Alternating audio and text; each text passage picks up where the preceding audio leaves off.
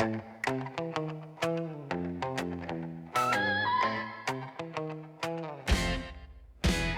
everybody and welcome back to Questionable Treatments. My name is Kim. I'm Ryan. And today we are continuing our Asylum series. And we're going to be talking about Weston State Hospital, most famously known as Trans-Allegheny. Okay, the ghost one. The ghost one. Now this one is really hard to research because most of everything that you try to find that's factual is few and far between ghost stories. And I'm not using ghost stories or research that people who have like a ghost website, I'm not using their information because it's not a credible source. And doctor journals are very boring and it doesn't have the information that I want in it.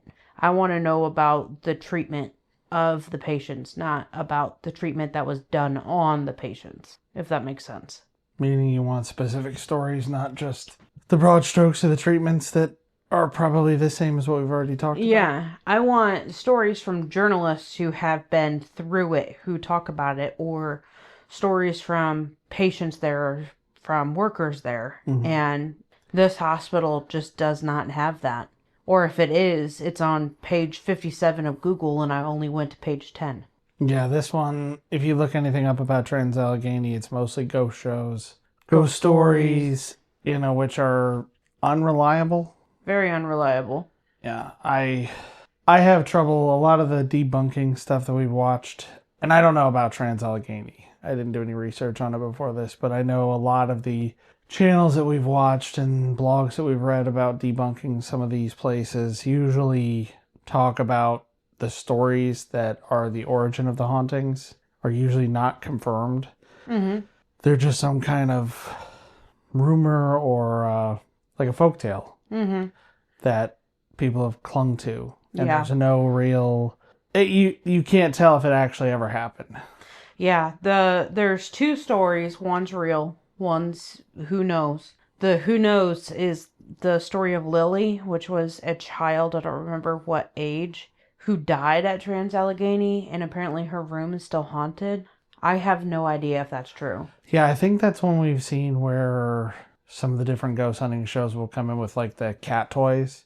Mm-hmm. The balls that if you roll them, they light up and they try to get her to play with them. Yeah. I think on Destination Fear, they actually called out that they weren't sure that was real at all, that had ever actually happened. Yeah. The one that did happen was the two patients who drove a bedpost through a patient's head.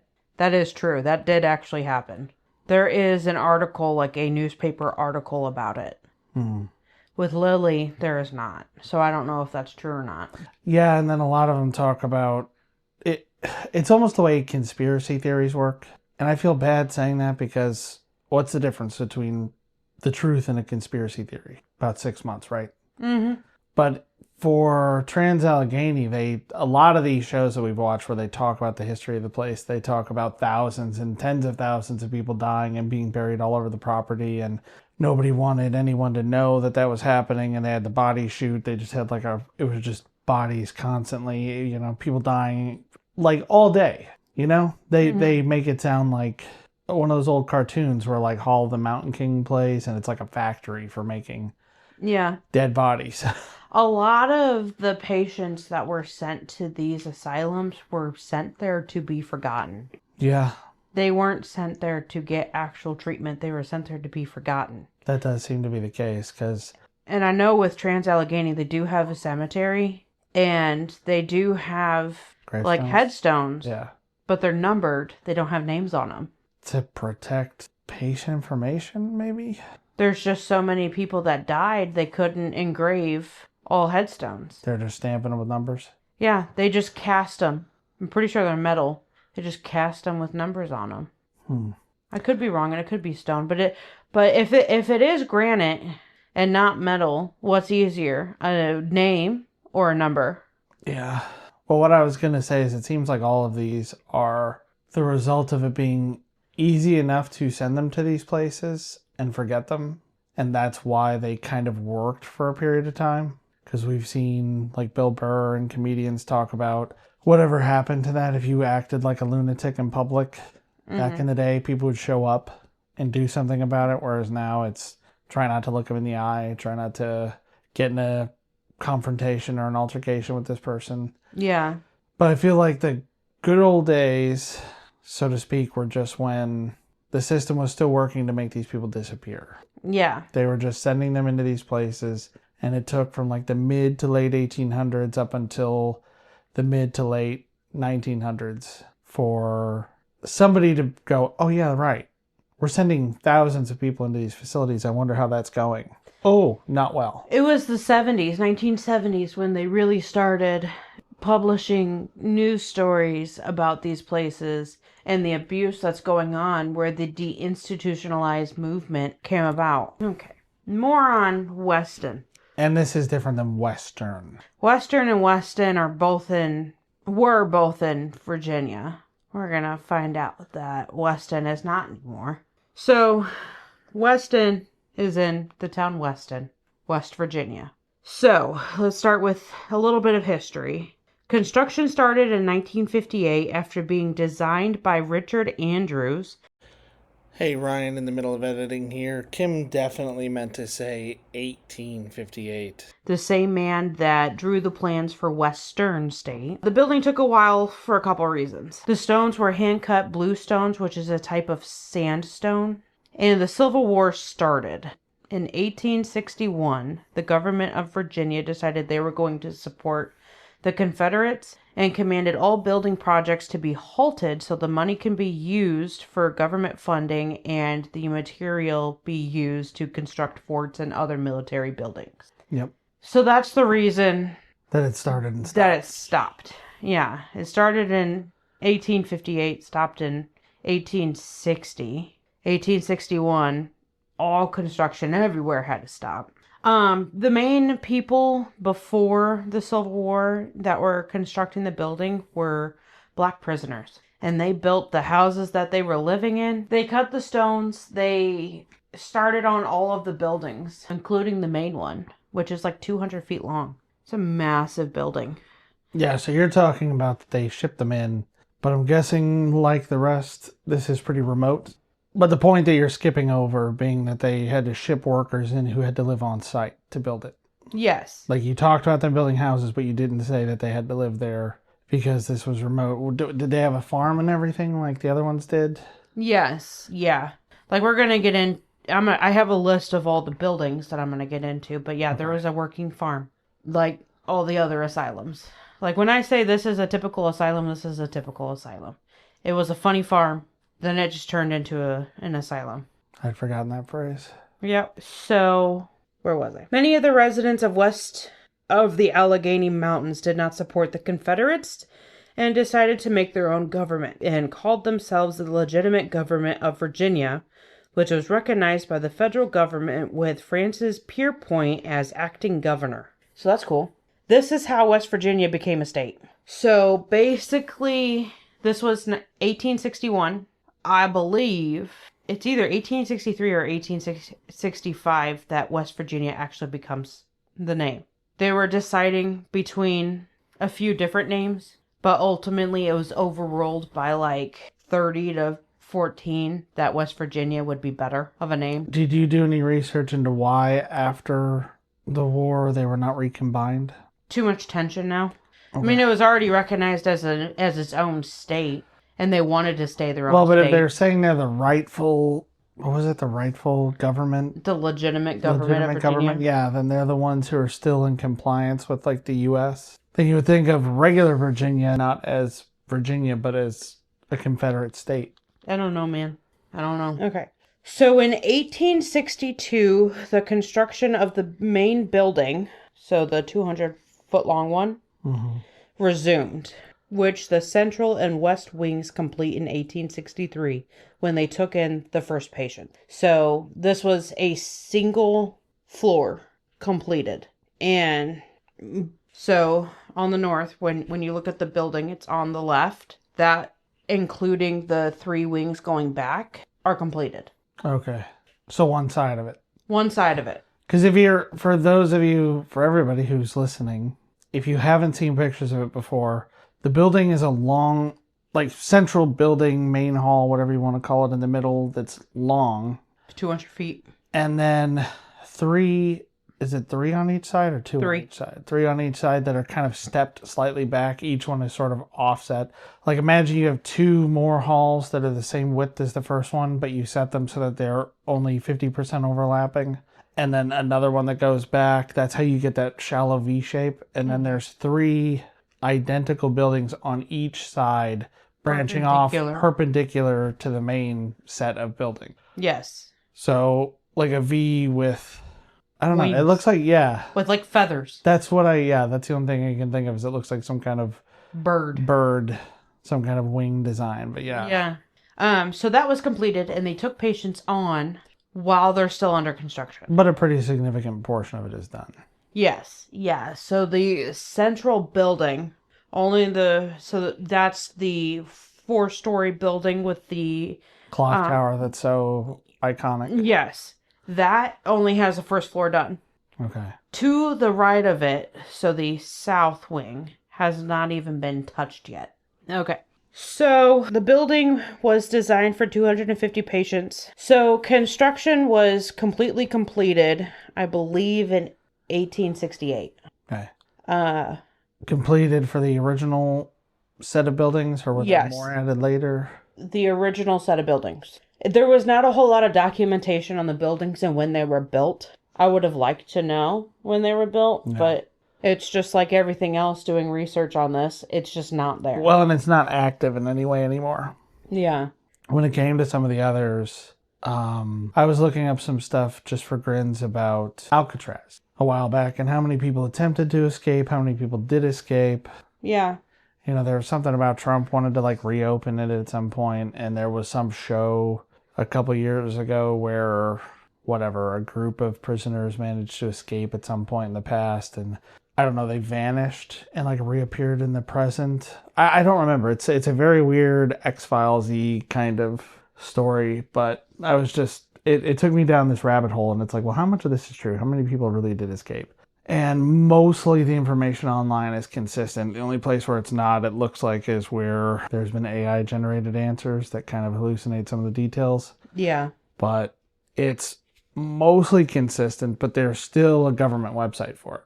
Like there are still websites for a lot of these places because they still exist in some form or another. But you were pointing out off the podcast that because this doesn't exist as anything anymore, there's not really like an official source of information. There's not an About Us page anywhere except for probably a site that sells access to it for your ghost hunting shows. Mm-hmm. So something else is why this is so hard to research. It wasn't one of the publicized, like these people went through and trespassed to try to get information on these buildings. This one wasn't. It was just shut down. There was no publicity on it until it became a haunted spot. Yeah. So there's no worker accounts or patient accounts. They were all shipped off across the state or across the country and or died. Were there not any interviews in any of the shows that we watched? No. I guess not. I don't remember any. I remember for some of them they'll interview people who worked there in the past. The only one that really sticks out to me is when Ghost Adventures interviewed a worker at the orphanage, and the worker was laughing about abusing kids. Yeah, yes, I remember that one. That is the one that I was thinking of. I was wondering if that one was maybe Trans-Allegheny because there was a kid component to it, you've told me. Yeah, but no, there's no workers alive that worked there that I know of. Okay. Or at least I haven't come forward. Yeah, none that are publicly known. Okay, back to it. The building was designed for 250 patients. Right. It was added on later. I don't know when. But that allowed for another 1,000 patients. But they still had over 2,500 by the 1950s. Yeah, so still at least double capacity. Yeah. So patients were housed in the main building. So that would be the long tiered hallways plus the 4-story section. So the first floor of the 4-story section was administrative building, superintendent office, and like intake and all that stuff. And then second floor was the children's ward. Third floor was patient rooms. Fourth floor was patient rooms. Okay. If that makes sense. Yeah. And then all hallways were filled with beds because there was just so many patients. So the long hallways, I'm going to say the feathers going back, all those hallways filled with beds. Every floor was filled with beds. The only floor that wasn't was the first floor in the central building. And aren't those buildings, the like 6 perpendicular ones, not residential? Correct. They were bowling alley, pool, gym, a shop, salon. But they were so overcrowded they had to have people sleeping outside, like in the halls outside the bowling alley. Yes. Okay. So it's not great. I mean, that's maybe better than herding like 100 people into a room that's meant to hold 20. I mean, they did that too. Oh. Where would you want to be? If you had to be in that situation for like a day or two, would you want to be in one of the big wards where you're locked in the room, or would you want to be in a hallway? I would probably be in the hallway. I wouldn't be in a ward because the ward, I mean, the whole building stunk, but at least in the hallway, there's a bunch of windows. Well, didn't you And say it's that long. there's open windows everywhere? All the windows are open and it's all throughout the building, but you have less compact patients in the hallway plus open windows, so it's not going to smell as bad. And it's not going to be as noisy. Okay. That's about what I mean, that's kind of what I was thinking too, honestly. Yeah. Plus, you wouldn't have to crawl over people to get to your bed because it was just one side. And less likely to be forgotten. Yeah. Yeah. Okay. So now we're going to go on to a little bit of a ratio. I couldn't find attendant to patient, but I'm pretty sure it's around this area. So the doctor to patient ratio was 1 to 268, and the medical professional to patient ratio was 1 to 67. So not great. If you work in a nursing home or if you work in a hospital, one nurse probably has 10 patients. At the ICU, you only have 2. But 1 to 67, you're not getting to everybody in a single day. Right, at the offices you've worked at with a staff, if you get more than, 30 patients in, it's rough giving everybody the attention they need. Yeah, because there's only 2 of us. So if we get 30 patients in and all 3 rooms are full, so that would be 3 rooms completely full for 10 hours. And it just gets so hard to try to remember everything that you have to do for those 3 patients and then turn around and have to worry about the people who's coming in. Yeah. And you don't have the doctors running around back in the day with the little cart with the computer on it. Yeah. I always think that's so silly looking, but it does make sense where they like have that cart with the big battery in the computer and they just wheel it in. They're like scooting on a stool behind it sometimes. Yeah. They're like, so what's going on? And then they wheel off someplace else. It's like, how would the doctors know who anybody is or whether they've been seen recently or what's going on with them? They would have, they're supposed to have a clipboard attached to the end of the bed. Okay. But you're so overcrowded, you can't have that because then it could be used as a weapon. Yeah. Or it can get misplaced or swapped with somebody else's. Yeah. Or, like, where'd this patient go? Oh, we had to wheel him into the bowling alley. Yeah, yeah. So the hospital closed in 1994 and was not changed into anything else. So it wasn't a prison. And it didn't continue as a hospital. It was just done. Before closing, many of the nonviolent patients were moved to a new mental hospital that was just built, but the violent one stayed until its closure and moved to new, like, criminally insane buildings or just a prison. Okay. So But I assume prisons are similarly ill-equipped to handle this, even today. Well, you remember in an earlier episode, I told you that people were charged criminally insane even though they weren't. Yeah. Because they didn't want to Go to prison. They didn't want to have an insane person go to prison if they truly were mentally ill. Right. Because it was frowned upon. The jury didn't want to be the jury that did that. Yeah. So it was super easy to do a insane plea agreement. Now it is not. But most of the violent patients were not insane. Doesn't mean that some of them weren't, but most of them were not. And those are the ones that stayed until it was completely shut down. Okay, so something I didn't really hit on would be the name changes, because we know we got to have those. So 1858 to 1863, The name was Trans-Allegheny Lunatic Asylum, which is the most famous name. Yeah. 1863 to 1915, West Virginia Hospital for the Insane was the name. 1915 to 1980, Weston State Hospital, pretty on par. And then 1980 to 1994, Weston Hospital. Yeah, I like that a lot of the name changes are basically keeping ahead of the language. Mm-hmm.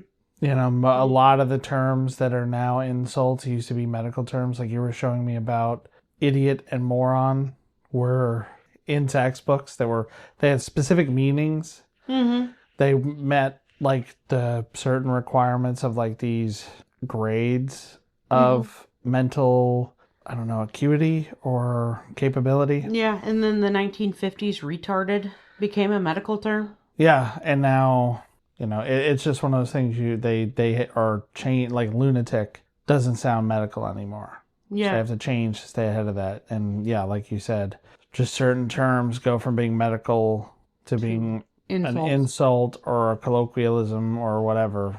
Yeah. And they have to keep changing the name of the institution to keep ahead of it. Yeah. Okay, so something else we're going to talk about is the buildings. Not necessarily when they were built, because I have no idea, but more so what buildings were on the Campus. Acreage, which was, I think, over 600 acres. Wow. It was big. It's a big one. It was big. Okay, so you have the north wing, which was 1 story with 3 feathers coming off the building at a right angle. This is on the left. If you look at the building, it's on the left. Right. The main section was 4 stories, and the south wing, which is on the right, was 2 stories with another 3 feathers coming off this part of the building at a right angle. So, like you said earlier, it's the main building. Yeah, shallow V extending far out. Step, and then feathers. Yeah. 3 large halls extending off of each one. Yeah. So the reason the south wing was 2 stories and not 1 story, it was originally planned to be 1 story, but they had a lot of ground issue. So it was actually lower on that side, on the south side, than the north side. So instead of just filling in the ground, they just decided to build 2 stories. Yeah. Easier to build another story and Yeah. have more room than to build up the ground. Yeah. So I'm pretty sure that side is where the morgue originally was. That makes sense, I guess. 'Cause Yeah. it'd be like partially underground. It'd be cooler. Yeah. Maybe. Yeah, because there was actually a Or basement. it's like there wasn't bonus a basement. space. There wasn't a basement in the rest of the building, but there is on this one. Although there are windows on the inner part of it, like where it faces the rest of the building. Yeah. Um, Like, I guess not exactly a courtyard, but in between the yeah, rest of it. in between the inside the sections. So the other buildings, you have the medical center, the criminally insane building, the sanatorium, dairy barn, livestock barns. There was, I believe, 5. Greenhouse and cannery, kitchen and dining, water plant, power plant, maintenance shed, and a fan building. Yeah. So, I know you want me to react to the fan building the way I did the first time you mentioned it to me, which is to say what it is a fan in the building. world is a fan building. So they had a building behind the main 4-story section, I believe, and it's just fan. It's all fan. Everything is fan. Everything is fine. I'm thinking when Trump got in that Tesla, like, it's wonderful, everything is computer, and everybody made fun of it. It was glorious for a minute. Somebody like you designed this was like, everything is fan. Everything is fan. So they would have the fan run 24/7 to maximize airflow through the building because that was supposed to help inmates. I mean, in a way, it probably does. Like, Yeah, after you've been freezes them sick out. at home, you're supposed to, like, open the house up and kind of let it air out. Yeah. Get the germs out. Yeah, get the sick schmoo out. Yeah. But those are the buildings that are on the 600-acre campus. Beautiful. Okay, so now that we have the history down, let's talk about the treatment. So you have your typical lobotomy, ECT, insulin shock, chemical shock, hydrotherapy, like all those. Something that we didn't really talk about, one of the treatments we didn't talk about is hydrotherapy. And I'm going to go more into hydrotherapy. Not necessarily who created it, because fuck them. They drowned a bunch of people. Hmm. Like, this is the longest treatment there is. It started from the very beginning of asylums in like the 1860s to now. We still use it now. Okay. So, Isn't that why there's the really warm pool at the Y? Don't they consider that like a hydrotherapy? no? No, that's water aerobics, isn't it? Yeah. You know what I'm talking about? Yeah. The Y here has the normal pool, and then there's the weird pee Yeah. pool because it feels like Yeah. it's like 89 degrees and it's full of old people You have and little the kids. 50-degree pool and the 80-degree pool. Yeah. The ones for the old people to do exercises in. For the young kids to pee on. Yeah, and gross. nobody can tell because it's all hot anyway. Disgusting. And it's, yeah. I mean, I'm sure there's no pee in it because I would rather believe there's not. So, patients at Trans-Allegheny were subjected to hydrotherapy, which was used in the early 20th century for treatment of mental illness. Why are you looking How at that? descriptive. Yeah. Hydrotherapy was used as a treatment for mental illness. Yeah, I mean, everything, it was so vague as to what was mental illness that it was just used to treat everything. You know, educational exhaustion, like that teacher. Yeah, mental exhaustion or whatever. Yeah. He would have had to hydrotherapy. Wonderful. So during this, patients had 3 forms of treatment: tub submersion, wet packs, and dry packs. And I'm going to get further into those. So for tub submersion, patients would be restrained in a hammock and submerged in a tub of usually cold water, but could be warm, with eye coverings and earmuffs for hours to sometimes days. So complete audio, visual, and physical stimuli removed, which will drive you crazy. And is that the point? Is that at least partially the point of the water? Like sensory deprivation. If I understand a sensory deprivation chamber, the reason you're in salt water is because you'll float. And you're not feeling anything. You're not laying on anything directly. You're just floating in this water. It allows you to reflect, but you should only be in there less than an hour. Right, but with this, it's the same thing. It's like you're not necessarily feeling stuff touching you. You're just in this water that's going to eventually be like body temperature. You hope. Yeah. But the windows are open. So it's either warm water or it's ice cold water because of the windows. And if you are 100% submerged in water, your skin starts to deteriorate. Mm-hmm. So now you have wounds, including infections, all over the body because they submerged you for days. Like hours, not great. Days, even worse. So that was tub submersion. For wet packs, patients would be lying naked on 3 layers of sheets that would be damp with cold water and swaddled tightly for 1.5 to 3 hours with earmuffs and eye coverings, and there would be a cold pack that would be placed on the head.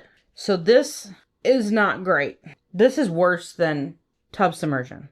How? So with the wet packs, it would make the patients feel like they were being burned alive because the sheets would dry and shrink, causing them to retain body heat and cause friction on the body that would heat up the body and the sheets. So with the water, you're at least in a pool. Your skin's deteriorating, but you're in a pool. With the wet packs, you are wrapped so tightly you can't move.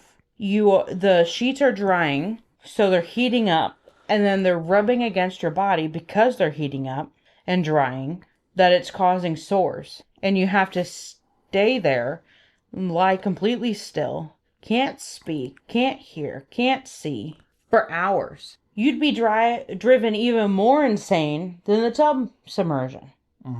So now we're moving on to dry packs. Have you ever been told by your parents to just sweat it out? Nope. My dad used to tell me that all the time. If I ever had a fever, I had to get under a bunch of blankets and sweat it out. I was just ready to disagree with you for whatever you said, but yeah.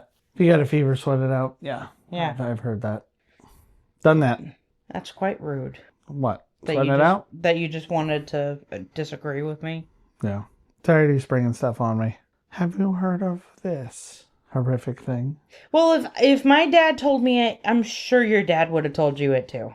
So for dry packs, it's the exact same concept, just sweat it out. Sweat out the crazy? Yeah. So this treatment was used for getting rid of toxins from the body by making them sweat it out. And they believed at this time that toxins were part of the reason that patients were crazy, which is the focal infection theory, Yeah. the organ minimalism. Yeah. But what you're making me realize is anybody who says anything about toxins is probably full of shit. Mm-hmm. Like whenever you read any of this old stuff and it talks about toxins, it's a justification for doing something awful and ineffective. Yeah. And anytime you read about it today, it's usually somebody trying to sell something. Yeah. Some kind of cleanse or a book. There's something about toxins. Yeah. Usually in the medical field, if they know what they're talking about, they will say poison. It'll poison the blood. Or they can specify what they mean. Poison this. Toxins is like so non-specific. Mm-hmm. So patients would start with a warm water bath or sitting in a heated room for about 15 minutes, then placed on a table with about 3 sheets that would be tightly wrapped around them. Once restrained, there would be heavy blankets, about 3, set on top of the patient to induce sweating. Get them to sweat. Mm-hmm. So the doctors at this time knew this treatment could be dangerous for the nervous system, specifically the brain. So the patient would have a cool, damp towel or a cold pack placed on the head. The patient would be left there for 15 minutes to an hour, depending on the amount of toxins that were believed to be in the system. So after the dry pack, the patients would be subjected to a system shock where they would be hosed down with a high-pressure hose or dunked in a cold water bath. There's also this other type of hosing down called a needle bath. Mm-hmm. I showed you a video of what it is. Yeah, which is almost like a car wash for people. Basically. It's like if you could imagine like an emergency station, like an emergency eye wash station, but instead of a little corner with just that sprays into your eyes, it's these little sprayers all over that get your whole body. Like they just walk these people into it, turn it on, and they're hosing them down from behind while they're being sprayed by 20 or 30 of these small, finely misting jets or heads. Yeah. Yeah, like shower heads. Like something that would honestly be perfect at the beach to get like salt water off of you. Mm-hmm. Like that's kind of what I was thinking. It's like that would get everywhere. Yeah. It kind of be perfect in some situations, but yeah. And I guess that's the point. Get cold water all over you or hot water or whatever. Cold water for a system shock. Yeah. Yeah. Which, this practice is still used today, not in the same way, but a lot of people who... Like the same principles, maybe? Yeah. A lot of people who believe in this stuff will jump into like a hot tub for about 15 minutes and then go take a nice plunge in an ice cold bath or whatever. Yeah, well, it's probably like exhilarating. Not necessarily medically great for you. I don't know. Yeah. I read this book on the Dyatlov Pass written by a guy in the U.S. And at one point he's just talking about being with these guys who had been researching it on the Russian side and like seeing them go out in the morning. You know, it's freezing cold. They're in the wilderness and they take handfuls of snow and like put it under their shirt and like rub it into their chest and stuff. And so he goes out there and does it too when he thinks nobody's looking. And the Russians are like, all right, yeah, he's getting it. Because it just, I guess it's just a way to help wake you up. Yeah. So hot and cold. So there are 4 different types of temperature therapies. There's wet, cold, wet, hot, dry, cold, dry, hot. So wet, cold would be like an ice bath. Mm-hmm. Wet, hot would be a damp, hot towel or a hot bath. Yeah. Dry, cold would be an ice pack with a towel around it or like one of those cold packs. And dry, hot would be like a heating pad or a hand warmer or something like that. Sure. And they all treat different things. So cold constricts the veins, which is good for pain control. Mm-hmm. Whereas hot opens up the veins, which is good for healing. Is that what they used them for? Yes, but not at this time. But today?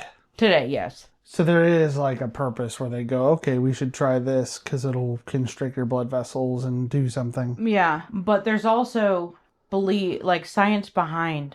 If you have an injury to an area, if you heat it up and then cool it down real rapidly, it will promote healing. Like icy hot. Yeah. Yeah.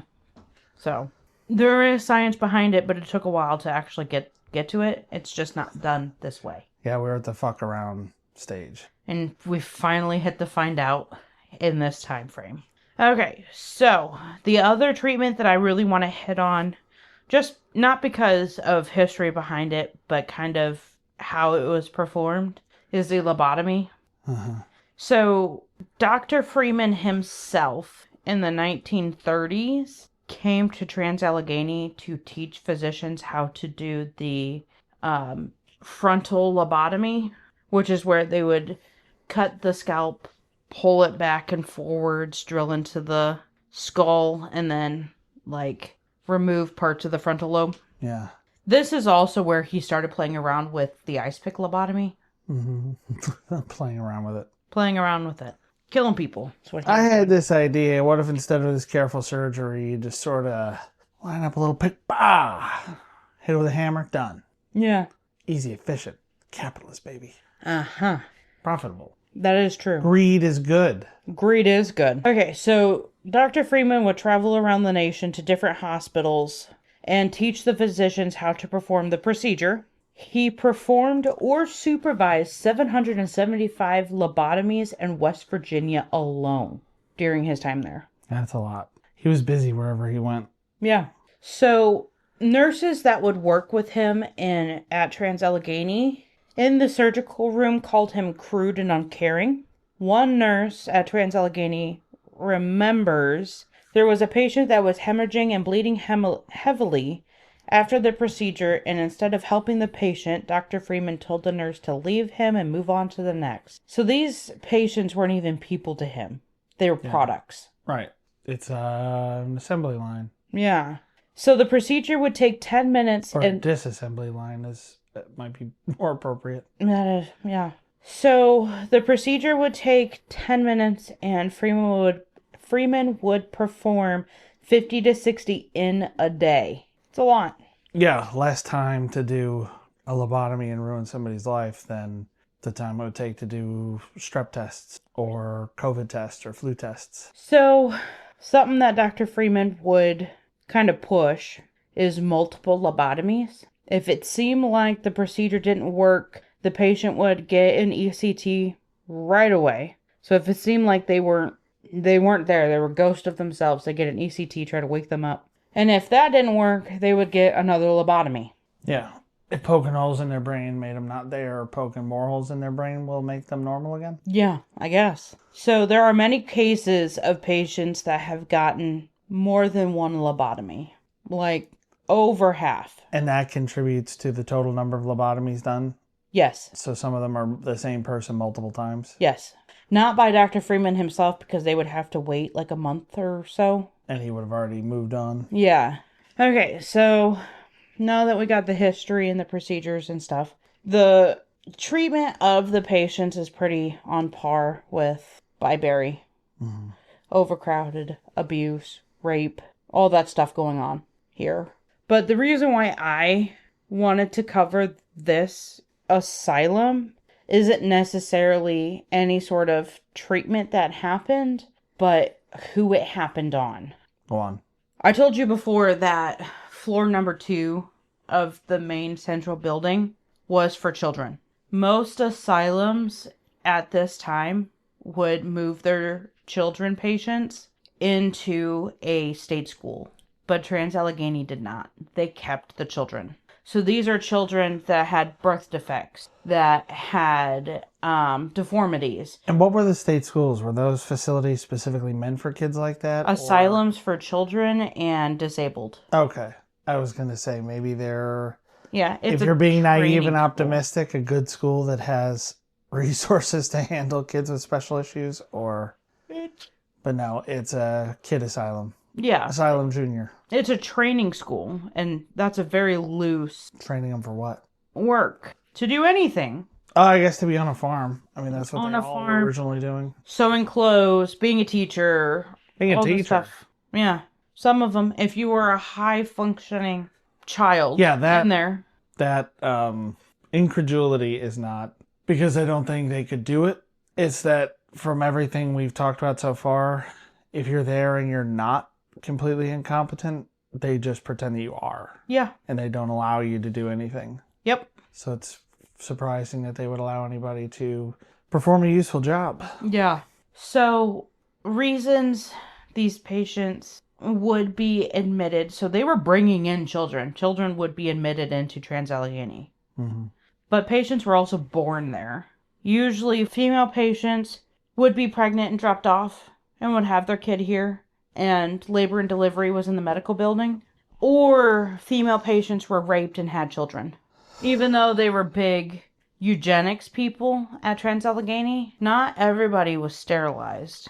Like, there was thousands of people coming in and leaving dead in this asylum. They couldn't sterilize everybody. It would be one procedure a day. So there'd be even more children born if they weren't sterilizing people, probably. Correct. Okay. So the reasons these children would be brought in and or stayed was deformities, defects, mental handicapped, racially unfit, so any other race than white, or you were born of an unfit mother. So someone classified as insane. Right. And insane was in an asylum. everything. Yeah. Everything was insane. So if you were born at an asylum, there was 2 steps before you were sent to the second floor of the central building. Family would be contacted, and if the family didn't want you, the state, you'd become a ward of the state and supposed to be sent to an orphanage. If the orphanage is full, or if you were deemed unfit, you would stay at Trans-Allegheny. So they did have children there. They had a whole floor of it. The reason I find this so bad is because all the treatments, the abuse, the rape, the restraining, the medical procedures, the chemical procedures were all done on children. Just because they were unlucky enough to be born there or be the wrong race or have a deformity that didn't make them appealing to an orphanage. Yeah. So for children, more of the children had their teeth ripped out than adults. Almost all of the children had their teeth ripped out instead of adults. Mm-hmm. So when you were sent to the second floor, this is pre-puberty. When you hit puberty, you were in general population. So you were all over. You just go wherever it seems fit. So now you're in with these people who have been there for years and who are fully insane. And you now have to fight for your life. There's not enough food. There's not enough room. There's not even enough clothes. Well, you haven't talked about any of that. Well, I told you it was on par with everywhere else. I know, yeah, but for the average person listening, that doesn't mean no food, no clothes, fighting for your life. Well, I'm talking about it now because I just got into the children. Okay, punk. So you're with aggressive patients because the only aggressive patients that were kept separate were the criminally insane. Mm-hmm. There was an aggressive males ward and an aggressive female ward, but they were so overcrowded they intermixed. With the general population or with each other? With the general population. Okay. So you could have a kid sent to the violent patients ward and they didn't mean to be there. Like the 2 boys who drove a bedpost through another boy. That was the violent patients ward. Yeah. The 3rd boy, the one that was killed, was not supposed to be there. Why was he there? They were overcrowded and that was the only place they had. Oh, he just happened to be there. Yeah. He was placed there because everywhere else was too overcrowded. Huh. So you are fighting for your life here. Patients would beat you, would hit you, would bite you. Attendants would beat you, hit you, bite you. Attendants would bite you? If another patient had their arm around you trying to choke you, put you in like a headlock, they'd bite them to get them to let go. Huh. Like, it was bad. Pretty on par with every other asylum. There's not enough food. You're barely fed anything. Yeah, we talked about, like, patients stealing spoons and stuff so that they would have something to eat with later. Yeah. And not having enough clothing, like clothes being in piles or baskets that were distributed at different points. Yeah, not enough shoes. If you weren't clothed, you weren't going out. Like, it's pretty on par with everywhere else. But what really struck me and why I'm doing this one is the fact that they did lobotomies, electroshock, insulin shock, organ minimalism, all that on children. Infection Theory. whatever. And to end this episode, or end this, like, I'm giving you age ranges. Okay. So, the start of when they would get these treatments. Not necessarily the end, because it never ended.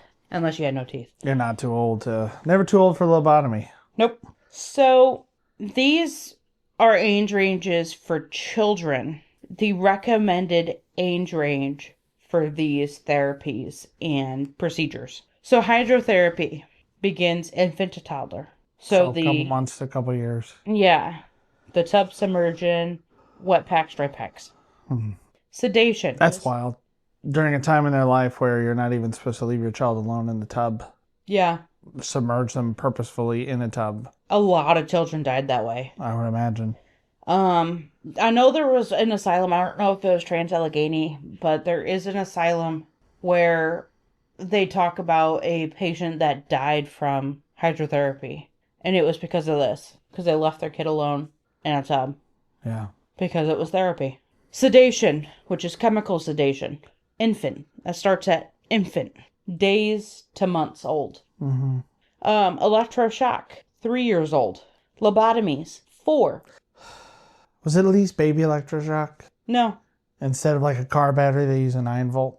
No. It's the same. Insulin shock. It's ridiculous. 13. Wouldn't it do way more damage on a super young child? Yeah, because your brain's still developing. Right. I mean, with an adult, they're breaking bones and stuff through their convulsions, but little kids, nothing's even set. Yeah. So for adult males, your brain isn't fully developed until like the age of 25. Right. For women, it's like 20. And the best way to uncover secret neuroscientists is to say that. Like on a Reddit post. Like, brain isn't really developed till about 25. Made the mistake of saying that a long time ago. Turns out there were thousands and thousands of scientists on that subreddit to disagree with me and say that because they are 17, 16, 23, whatever, that they are all fully developed and that that's bullshit. And it's really just a range. It's just one of those stats that I think is really funny. Yeah. Like I was telling you about that post talking about like these are behaviors of super high IQ people. And everybody's like, oh, I must be super high IQ. And then one person posted, if this was the opposite, people would be like, well, thank goodness I'm not one of these low IQ people. Yeah. Yeah. And when we say develop, we mean matured. Like your brain could be done growing, but you're not matured. I'm not matured.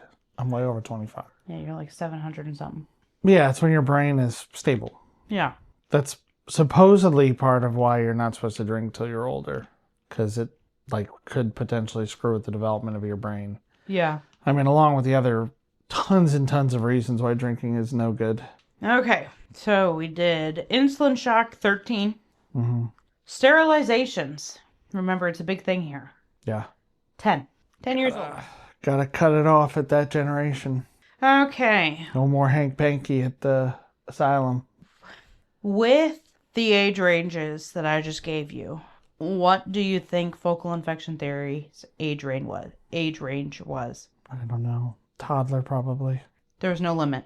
You could go in as an infant and have something removed. Infants don't even have kneecaps, and they're taking shit out of you. Yeah. You don't have most of what you need yet. Yeah. I mean, humans basically finish gestation externally. Mm-hmm. Right? Yeah. And that's just because our hips are narrower now than they used to be. Heads are bigger, hips are narrow. Yeah. Yeah. So we had to pull them out sooner. But still, like, you're not even developed enough to really be independent yet. Yeah. But that's the end for our Trans-Allegheny.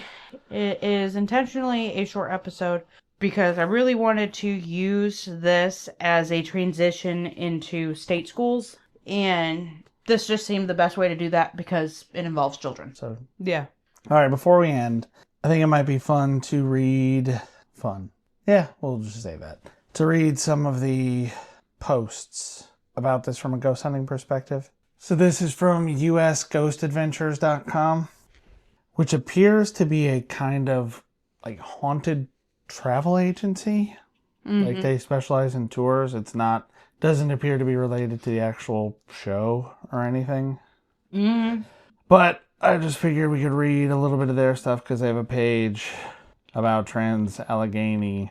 But yeah, so they describe it. Tucked away in the Appalachian Mountains is the small town of Weston. Looming over the small community is a behemoth of a building spanning nearly 1,300 feet in length on a 600-acre lot, which is what you said before. 1,300. I thought it was 200. My bad. Well, you said the main building, just the main center bit. Yeah, that's true. Yeah. Peering into its unending hallways with the lens of modern medicine, the asylum is no less brutal than the institutes that predated it, where the mentally ill were chained to the walls with little to no clothes to cover them. When the asylum opened in 1864, the Civil War was at its height. On the battlefield, cutting-edge medicine was a bottle of alcohol, a wooden spoon, and a rusty hacksaw. So, talking about why it's haunted, it says the asylum had been in full service for 130 years, from 1864 to 1994, built to hold 250 patients. But like you said, peaked at about 2,400 in the 50s. Understaffed, underfunded, and under disarray. Many patients who entered did not leave. Those with no family to lay them to rest were buried in the asylum's private cemetery. So there's more here about, like you were saying before, asylums were a convenient way to isolate the mentally ill from society, like sweeping dirt under a rug, except these were human beings. As for their treatment, they were chained up, unclothed, and treated like animals. And if it hadn't been for Dorothea Dix's reformative acts, we might not have the sort of mental health care we do today. So patients were admitted for a number of reasons: political excitement, grief, asthma, jealousy and religion, imaginary female trouble, I don't know what that is, kicked in the head by a horse. I don't know where these are coming from. Here we go, though, talking about Lily. Probably one of the most well-known spirits in the asylum is that of Lily. She's the spirit of a little girl who used to live there, but she was by no means a patient. Her history is different from the others. The story goes that she was born inside the asylum and that her mother was admitted after the Civil War, unaware that she was already pregnant. The mother would end up dying during childbirth, leaving the nurses there to care for Lily. But her life would be fairly short. At age 9, she contracted pneumonia and died, never to know what life was like outside of the asylum. Those who go to visit her room will leave toys for her to play with. Some have even sworn they've seen a toy move. There's also a story of a woman touring the asylum with a group of people where she began having a conversation with a little girl. The little girl seemed lost, so the woman was trying to convince her to join the group, yet she turned around a moment later and the girl was gone. There's another spirit named Elizabeth who is known to roam the hallways. Not much is known about her other than that she was a nurse. Perhaps even in death, she is still trying to take care of patients. There's a ghost named either Jesse or James, depending on who asks, who usually resides in the asylum. And the story goes that he had a heart attack in the bathtub and his spirit remains in that bathroom to this day. So the moaning Myrtle or moaning Mortimer of Trans-Allegheny. But these are all, this is a site trying to sell ghost tours. Yeah. So they have about the same factual information you do. Yeah. But much less on specific treatment of particular individuals. Yeah. Other than the very vague rumors and stories we've heard. And that's pretty much what you find all around whenever you try to research it. Like, even Gemini couldn't find anything concrete on this. Yeah, I was kind of thinking that would be a good one. The place trying to sell ghost tours will give you specifics. Yeah. So you'd be enticed to come, but they did not. Even they don't have much more than, it is said that a Jesse or a James haunts this area. Yeah. All right, well, that was awful.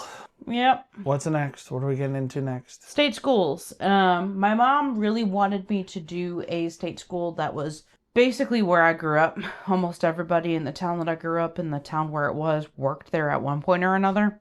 My uncle worked there. But there is no information on this other than it was turned into a prison. That's it.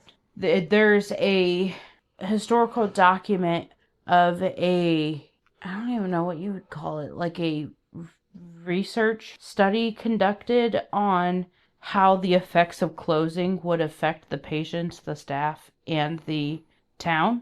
Mm-hmm. That's the only information you can find on it. So just an impact study when they were going to close the place? Yeah. So I couldn't find anything else on it, so I just scrapped that idea altogether.